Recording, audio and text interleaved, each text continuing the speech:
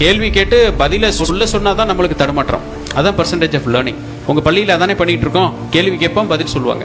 கேள்வியை போர்டு எழுதுவோம், ஆன்சர் பண்ண மேக்ஸ் வாத்தியார் சொல்லுவார், ஃபிசிக்ஸ் டெரிவேஷன் போடுன்னு சொல்லுவாங்க. இதுதான் நடந்துகிட்டு இருக்கும். ஆனால் நீட் தேர்வில் அப்படி கிடையாது. மேலே கேள்வி இருக்கும், கீழே 4 ஆன்சர் இருக்கும். ஆன்சரில் எது நல்ல ஆன்சர்னு எடுக்கணும், இது கரெக்டான ஆன்சர் தான் இருக்கணும். அதுதான் புதுசாக நீங்கள் அங்கே ஒன்றும் போய் கற்றுக்க முடியாது. நீங்கள் படித்ததை தெளிவாக படித்திருக்கிறீர்களா அப்படின்றது தான் சோதனை. இங்கே படித்திருக்கியா இல்லையாங்கிறது சோதனை கிடையாது.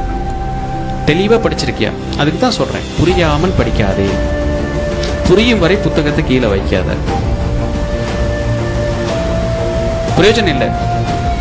இங்கே இருக்கும், இங்கே உங்களுக்கு 70% வாங்குற மார்க் அங்கே வந்து பார்த்தீங்கன்னாக்கா 70% வருதா, வரல. 35%, 40% தான் வருது. ஏன்னா இதான் பிரச்சனை. புரியாமல் படிச்சுட்டு போகிறோம்.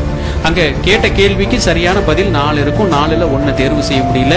அதில் 2 கேள்வி வந்து அபத்தமாக இருக்கும். அதில் ரொம்ப வருத்தமான என்னன்னாக்கா 4 கேள்வியும் பெருசாக ஒன்றும் கிடையாது. ஒரு கேள்விக்கு 2 பதில் இல்லாட்டி 1 பதில் வந்து ரொம்ப அபத்தமாக இருக்கும். அது அப்படியே அந்த சப்ஜெக்ட்டுக்கு நாலேஜே இல்லாதவங்க கூட அதை ஓரம் கட்டி வைக்கலாம். அப்போ மீதி 2 பதில தான் நீங்கள் சரியான பதில் 2ல் 1 எடுக்கணும். 2 ஈஸியாக நெக்லெக்ட் பண்ணுறோம் பை மைனஸ். அப்போ 2ல் 1 தான் எடுக்கணும். அப்போ 1ல் என்ன இருக்கும் அப்படின்னாக்க ஒரு சின்ன வேரியேஷன்.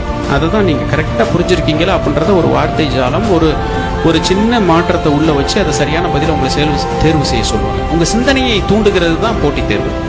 சரியான சிந்தனையில நீங்கள் படித்திருக்கிறீர்களா அப்படின்றதான். படித்தது முக்கியம் இல்லை, சரியாக படித்திருக்கிறீர்களா அப்படின்றது தான் போட்டித் தேர்வு.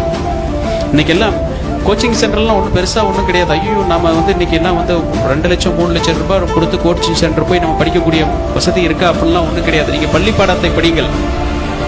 எந்த போட்டி தேர்வுக்கு உண்டான கோச்சிங்குமே இல்லாமல் நீங்கள் போய் நீட் தேர்வில் பாஸ் பண்ணக்கூடிய வாய்ப்பு இருக்குது. தேவையே இல்லை. அங்கே ஒன்றும் பெருசாக உங்களுக்கு புது பாடத்தை ஒன்று கிடையாது, புது சிலபஸை கொண்டு வந்து கொடுக்குறது கிடையாது.